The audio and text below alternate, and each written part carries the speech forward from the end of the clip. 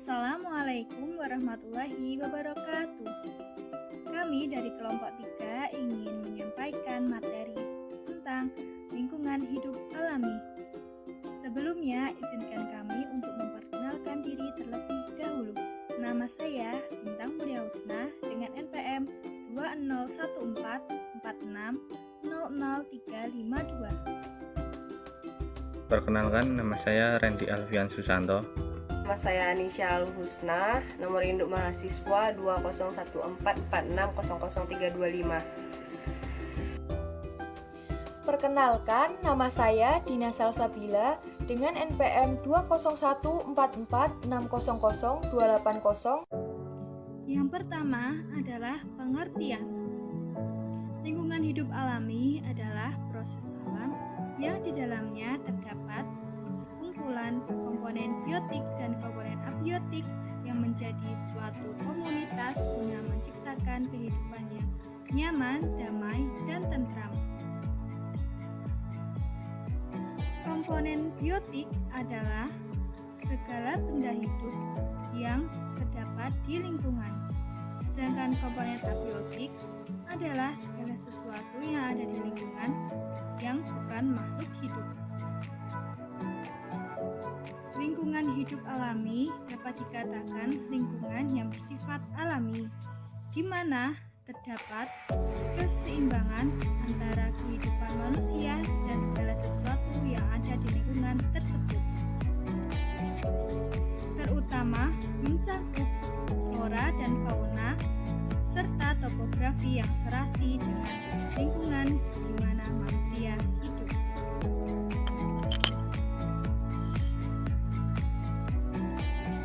Dalam lingkungan hidup alami juga terjadi interaksi antar komponen lingkungan, yaitu pertukaran energi dan materi, serta pertukaran komunitas tumbuhan dan hewan sebagai respon terhadap perubahan lingkungan yang ditimbulkan oleh perubahan alam atau kerusakan alam.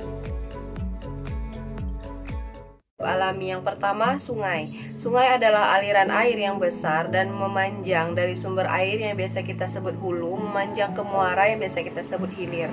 Sungai merupakan aliran air tawar yang bersumber alamiah dari tempat ketinggian ke tempat yang lebih rendah. Sungai terbentuk dari air yang berada di permukaan daratan, baik dari air hujan, mata air, maupun cairan gletser. Akan mengalir melalui sebuah saluran menuju tempat yang lebih rendah. Pada mulanya, saluran yang dilalui relatif sempit dan pendek, namun secara proses alamiah, aliran ini akan mengikis daerah-daerah yang dilaluinya, yang akibatnya saluran ini semakin lama akan semakin lebar dan panjang, hingga terbentuklah sungai. Sungai memiliki beberapa manfaat bagi kehidupan, yaitu untuk mengaliri sawah, mencuci pakaian, mencari ikan, dan lain sebagainya. Yang kedua ada hutan. Hutan adalah daerah yang ditumbuhi banyak pohon. Di hutan terdapat banyak sekali jenis pohon. Ada pohon yang kayunya sangat keras, ada juga pohon yang kayunya tidak terlalu keras. Ada hutan rimba yang selalu rindang sepanjang tahun. Ada pula hutan yang hanya berisi satu jenis pohon, misalnya hutan jati. Hutan jati ini disebut hutan homogen. Selain itu ada juga hutan heterogen, yaitu hutan yang isinya bermacam-macam pohon. Yang ketiga ada laut dan pantai. Laut adalah wilayah yang sangat luas dan digenangi air. Laut mempunyai banyak manfaat bagi manusia. Di dalam laut terdapat berbagai kekayaan alam seperti ikan, minyak bumi, dan gas. Laut juga dapat dimanfaatkan untuk transportasi dan olahraga air. Daerah perbatasan antara laut dan daratan dinamakan pantai. Pantai terjadi karena adanya gelombang yang menghantam tepi daratan tanpa henti, sehingga mengalami pengikisan. Gelombang penghancur tersebut dinamakan gelombang destruktif. Daerah pantai yang berisi hamparan pasir banyak dimanfaatkan sebagai objek wisata. Keempat ada bukit. Bukit adalah tanah yang berbentuk kubah dan mempunyai ketinggian antara 200 sampai 300 meter. Bukit lebih rendah dari gunung. Bukit biasanya dimanfaatkan untuk berladang atau berkebun oleh para petani. Tanaman yang tumbuh biasanya alang-alang, teh, sayur mayur, serta palawija. 5. Gunung dan pegunungan. Daratan yang menonjol sangat tinggi dinamakan gunung. Ketinggian gunung di atas 600 meter. Gunung terbentuk ketika sebuah lapisan batuan yang saling mendorong ke arah satu sama lain sehingga gunung yang tinggi dapat terbentuk. Permukaan bumi memiliki lempeng tektonik. Lempeng tersebut bergerak dan saling bertuburkan sehingga terjadi sebuah gempa bumi yang perlahan mendorong permukaan tanah ke atas. Gunung yang berderet-deret dalam suatu barisan dapat disebut dengan pegunungan. Pegunungan juga dapat disebut kumpulan dari beberapa gunung. Udara di pegunungan yang sejuk dimanfaatkan oleh petani untuk menanam sayuran, buah-buahan, dan tanaman hias. Selain itu, di pegunungan juga terdapat berbagai macam tumbuh-tumbuhan yang berguna untuk menampung air hujan dan mencegah terjadinya erosi. 6. Danau.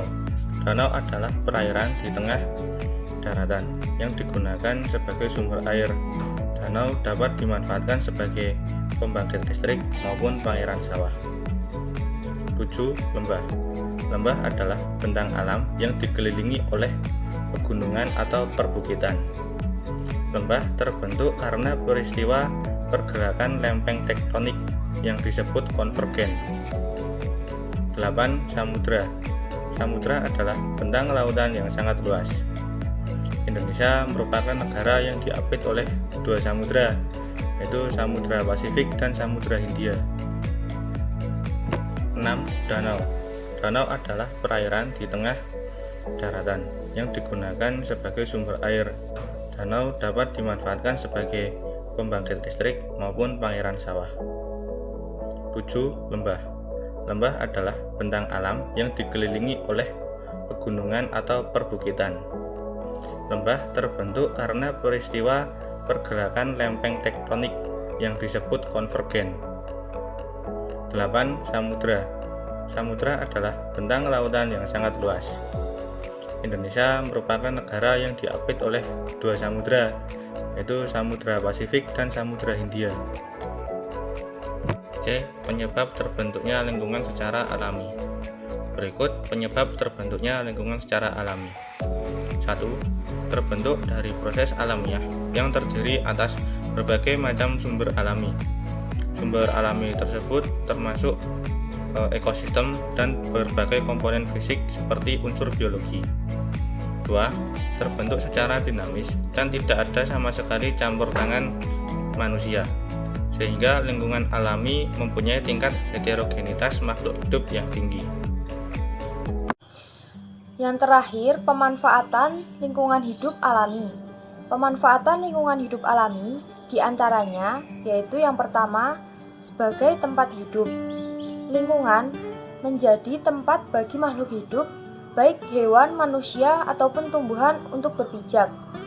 Selain itu, lingkungan menjadi tempat untuk beraktivitas dan berinteraksi. Yang kedua, sebagai sumber makanan. Di dalam lingkungan hidup alami, terdapat berbagai unsur biotik dan abiotik yang saling menguntungkan, seperti tumbuhan yang memerlukan sinar matahari untuk berfotosintesis, hewan yang membutuhkan tumbuhan sebagai sumber makanan, dan manusia membutuhkan hewan dan tumbuhan sebagai sumber makanan. 3. Yaitu sebagai penyedia tanah, yang berarti berfungsi untuk tempat hidup manusia dan berfungsi sebagai ladang perkebunan dan untuk didirikan rumah. Yang keempat, sebagai penyedia sumber daya alam. Sebagai penyedia sumber daya alam bagi manusia untuk memenuhi kebutuhan hidupnya. Contoh sumber daya alam yang ada di lingkungan hidup alami adalah gas alam dan minyak bumi. Yang kelima yaitu sebagai penyedia oksigen, dan yang terakhir yaitu sebagai penyedia air. Semua makhluk hidup, baik manusia, hewan, maupun tumbuhan, sangat membutuhkan air untuk hidup. Karena itu, air menjadi satu hal penting dalam kehidupan. Sekian dari kami, kurang lebihnya kami mohon maaf. Wassalamualaikum warahmatullahi wabarakatuh.